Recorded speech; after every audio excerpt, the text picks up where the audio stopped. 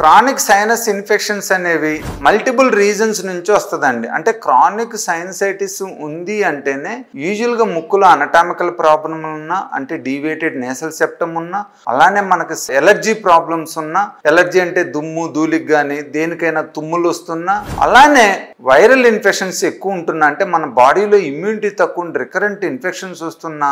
అలాగే diabetes, other immunotherapy drugs వాడే వాళ్ళలో ఈ క్రానిక్ సైనస్ ప్రాబ్లం ఉండే అవకాశం ఉంటుందన్నమాట. దీన్ని మనం జాగ్రత్తగా అన్ని రకాలుగా, అంటే మన ముక్కులో అంటామికల్ ప్రాబ్లమ్స్ ఉంటే దాన్ని సర్జరీ ద్వారా నయం చేసుకొని,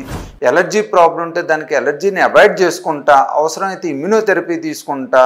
అలానే సైనస్లో కనుక ఇన్ఫెక్షన్ ఎక్కువ ఉండి ఆస్టియా కనుక క్లోజ్ అయినట్టుంటే దాన్ని ఫంక్షనల్ ఎండోస్కోపిక్ సైనస్ సర్జరీ ద్వారా వాటిని వైడెన్ చేసుకొని,